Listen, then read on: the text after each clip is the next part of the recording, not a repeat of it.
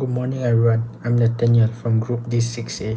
Today I'm here joined by Rasan, Fakhrul and Kwek Jumin to further elaborate us on the topic that was handpicked by our lecturer to present.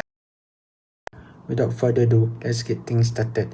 Here we are going to introduce the mathematical expression designed with 8 variables. Each of it has a given test value.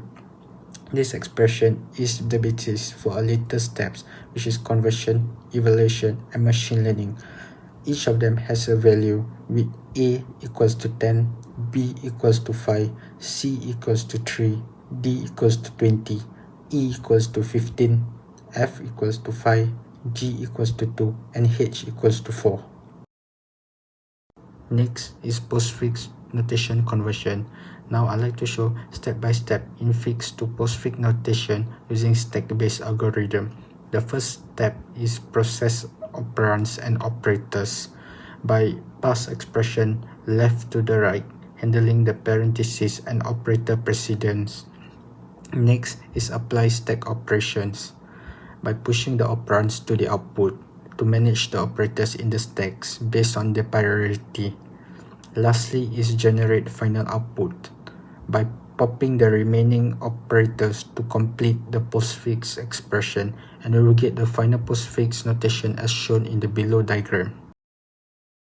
Now, we begin by pushing the first two numbers, 10 and 5, into the stack and then edit them together to get 15. Next, we multiply the result by 3 to get 45, and then we subtract 20 to leave a value of 25 at the bottom of our stack. After that, we move to the next part of the formula by pushing 15 and 5 and subtracting them to get 10, followed by pushing 2 and 4 and multiplying them to get 8. Now, that's our stack hold the value 25, 10 and 8. We add the top two numbers together to get 18.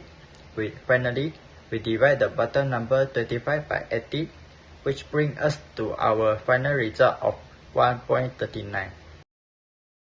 Hi, good morning everyone. Today I will explain a zero address architecture.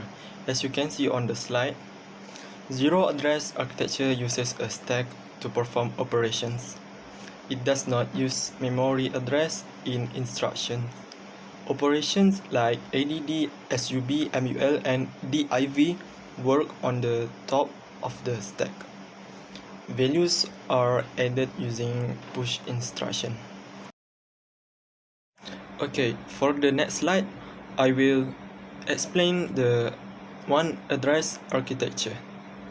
One address architecture uses one memory address in each instruction. All operations use an accumulator register to store results. Instructions like LOAD, ADD, SUB, MUL, and DIV work with the accumulator. As you can see on the slide, the code on the slide, okay? So temporary storage such as T1, T2, and T3 stores intermediate results. The final slide compares the stack method to other ways computer handle the data using register.